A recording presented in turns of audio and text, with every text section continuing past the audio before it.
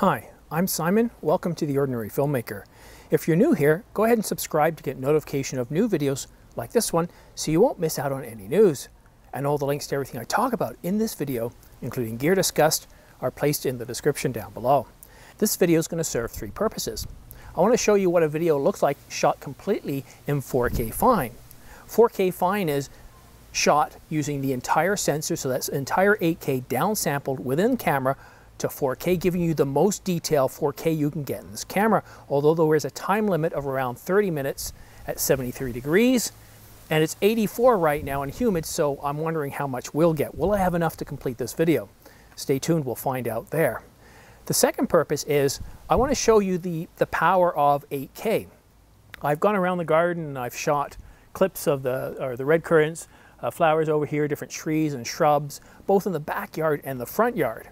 I can't go out too far because I had an operation and I don't want to risk getting any sort of viruses, so I'm sticking close to home. But I spent a half an hour yesterday shooting 8K of different shrubs and plants, and I want to show you the power of being able to crop into that 8K and still produce really detailed 4K.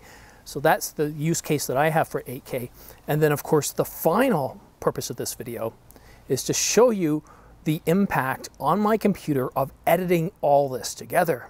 And it should be quite interesting. And I can give you a bit of an update because I've already shot the question and answer video for this week, and that is 58 minutes long, and it was shot in 4K, HQ, and regular 4K 30. All right, so let's take a look at the first use case.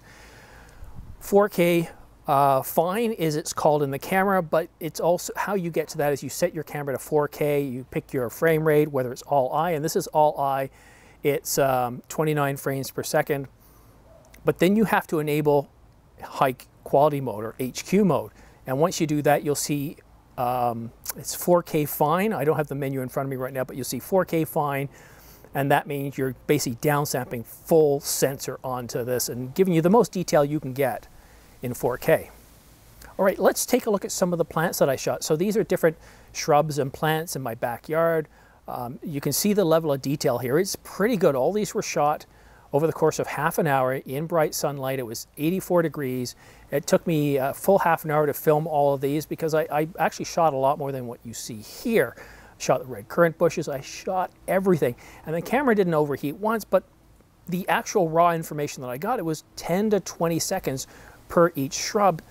And then I'd have to walk up to the next one, frame it, figure out how I want to get the angle, all that kind of stuff to get it set right. Then I shoot it for another 10 to 20 seconds, and I did this over half an hour. So as you can see, the detail looks pretty good. As you can see here, I'm editing all the files. They're all in 4K, but this right here, all these flowers and plants, these are 8K clips. These are all eye. It isn't raw, but it is all eye, and they are absolutely massive. It's over 100 gigs in just these few clips here, and you can see that it's going very, very smooth. Very smooth, it's playing back, I'm not losing any frames, and there's several effects here. Right here, where you can see the dot, dot, dot, that hasn't been rendered, and this is where it starts to get choppy. So if you try to edit your content and it hasn't been fully rendered, it's going to be choppy. So everything you see here is ProRes, it's been converted to ProRes 422, and it's buttery smooth after it's being rendered. But rendering it takes time, importing it takes time. I highly recommend if you're going to shoot anything in 4K and above, use the CF Express card and get the Thunderbolt card reader, the ones that I've recommended down in the description down below. The ProGrade Thunderbolt 3 card reader, it's only about $110, and the content just moves off the card very, very quick. If you can't afford that right now and using the SD cards, just be prepared. Go have a coffee, a cup of tea or something, because by the time you've copied that, it's going to take some significant time. The CF Express card really removes the bottleneck of transferring it to the computer. I have an iMac Pro and it has 3,000 gigabytes per second transfer, which is very, very fast, which is really good, so there's no bottleneck there. It's an 8-core system, Xeon system with 32 gigs of memory. I did find it run a little bit hot. It wasn't like I was regularly producing 1080p videos where it barely got over 40C. This thing was getting into 80C, 70C. Because it was doing a lot of rendering, a lot of work. So this is harder on your computer. It depends on what type of computer you have. If you have a high performance computer, a computer with definitely a good graphics card, you're going to be able to work with this. But if you don't, then just use proxy files. I'm not using proxy files here. I'm reading the files right off the computer. I've converted them to ProRes before I brought them in, but still, I wouldn't say I'm having a problem. It just takes a bit more time. Don't go out and get yourself a Mac Pro to be able to do this. This is really not worth it. The whole purpose of this video was just to show you, as you can see in those 8K clips, the level of detail that is there. And that's the purpose for doing it. Because if we can do this with photos, we'll take a photo and go, that's not right, let's crop in and get a better image. But somehow with video, we think, well, why would you want to do that with video?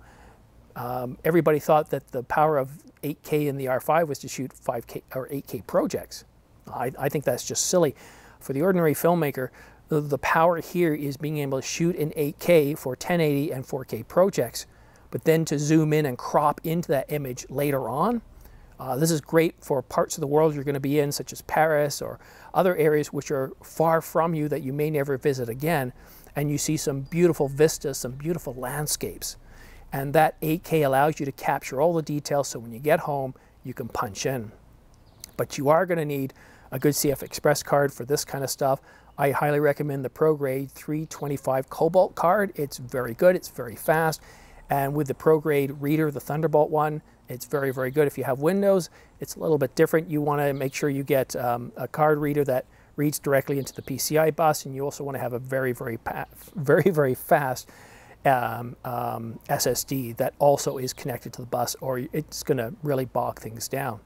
But that's all I have for now. I hope this gives you an idea of the power of 8K. It's not in producing projects that are in 8K, but it's for use in other projects such as 1080 or 4K, where you want to be able to crop in later and you're not exactly sure how you want to crop in, but you're preserving all that detail, and that is pure power. But again, you're going to need a lot of storage. You're going to need at least a 325 gig SD card, and you're going to need a decent enough computer, or you're going to have to use proxy files for this. But if you're not doing 8K files all the time, then probably your standard computer should be okay. What I found with my iMac Pro is that it can edit 4K HQ video perfectly fine, regular 4. And the difference between 4K HQ and 4K 30, the file sizes are the same. It's the amount of information you're getting, producing a better detailed image. So editing 4K on the latest Mac shouldn't be a problem, or the latest Windows machine with the latest graphics card shouldn't be a problem. I'm thinking you're probably looking at computers that new budget around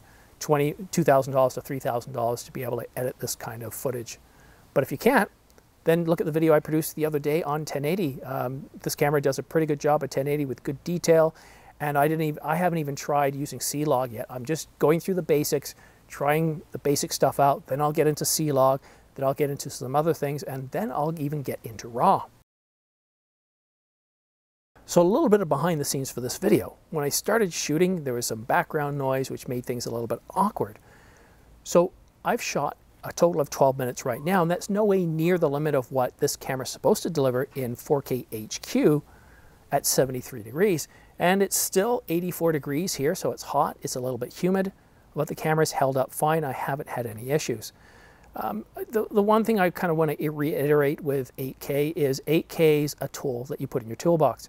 It's one of those tools that you don't use very often, but when you need it, it's there. And that's the way I see 8K. I really, the idea of traveling around the world or be on top of something like Mount Washington, which is only 9 hours away from me, but I've only been there like twice in my life. And to get up there and to be able to shoot some really high detailed 8K that allows me to crop in and punch in later and not lose any detail, that's really, really big, because I've been up there and I've shot the photos and I just wish, oh, I wish I could have just cropped in a little bit there, because when you do it afterwards, you know, the video doesn't look as good. So that's the real power of 8K, and that it has a 20-minute limit, I really don't see that as being an issue. For what I'm doing and for what a lot of you ordinary folks are doing, you're just capturing clips. You're not going to be shooting an 8K production. And if you're going to shoot an 8K production, if that's something you really want to do with this camera, you're going to want to get 3 to 5 of these things, because you'll need some to cool down, and you're going to need to spend an awful lot of money on editing equipment. You're going to need something like a Mac Pro to be able to handle the editing here. A standard MacBook Pro or standard Windows machine is not going to be enough. These are really heavy-duty lifting stuff, and these are going to, and they're not going to be for the ordinary filmmaker. These are professional, for professional production studios and whatnot, or even Hollywood studios that want to use these in certain cases where you don't want to put an airy red camera or a red camera into the car or into the scene where it's going to get damaged, but you don't mind risking, you know, what's a $4,000 camera versus a $40,000 camera. But I hope you see the potential for this. It was fun editing it. Like I said, it did take me a little bit more time, but I don't feel like I'm strapped by a time limit here. This is probably up to 16 minutes now, and I haven't had a problem with it overheating. So I'm going to sign off now. Thanks for watching The Ordinary Filmmaker. We'll see you again soon.